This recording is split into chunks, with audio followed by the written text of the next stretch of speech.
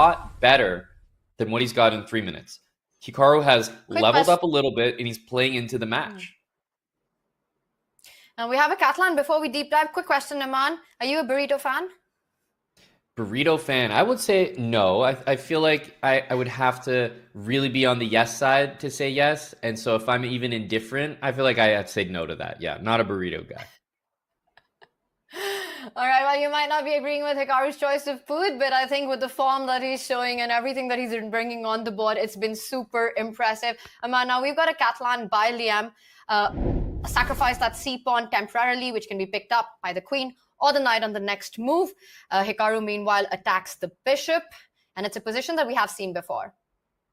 Yeah, a lot of the time you see knight takes c4, and then actually black takes the time to play the move a5, and it's a bit of a choice. White can play where you play knight e5 and, trade the pieces, and black plays, maybe c6.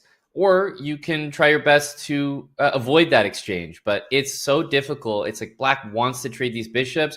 You want to avoid it, but it's not clear how. So knight e5 is very common. And for now, Hikaru just stops the advance of the a-pawn. He controls that b4 square where we often see the bishop landing. The light square, the Catalan bishop, the Gem and Gloria White's position, successfully traded off. But there's still a lot to play for White in these positions. The two knights do a beautiful job of clamping down. There's more central control, more space for Liem. Yeah, the move f3 is definitely going to be regarded by the computer as subpar. I can understand why, but it's understandable. This f3 e4 pawn structure against a knight is really, really good.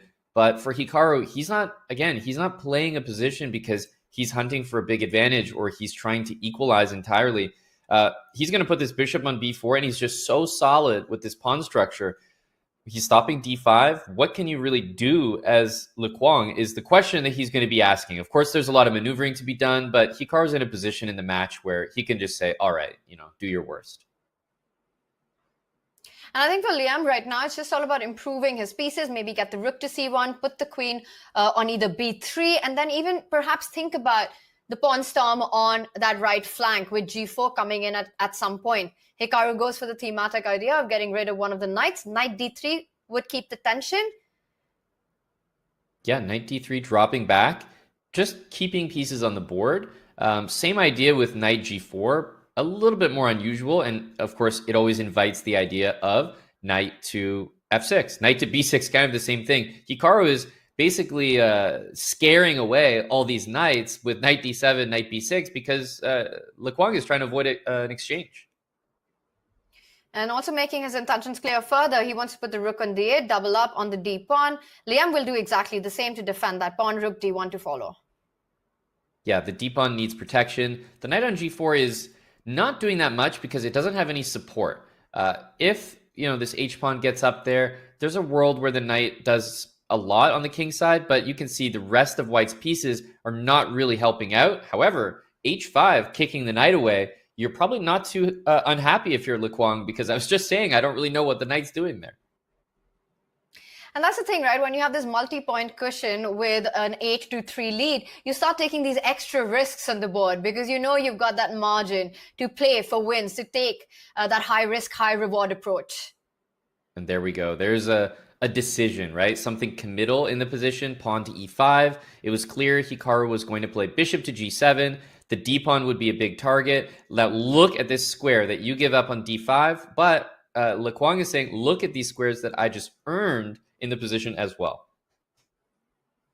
And I'm surprised that the eval bar doesn't give more of an advantage because of those juicy squares where the knight is absolutely ready to jump into. Meanwhile, black's bishop, it just looks like it's staring against a wall right now, which has just been reinforced. Knight c5 in the air, knight d6 in the air, h3, g4. Yeah, I'm actually a little bit surprised that we didn't see g4 on the previous turn. f4 is great to support the e-pawn, but maybe it didn't need it, and you could have just started with g4 supported by the f-pawn. Nonetheless, same idea happening here. Le Quang Liem is in a really good spot. You have a couple attacking options. You can play pawn to g5, but hang on. Pawn to g5, I'm almost worried about trapping my queen here.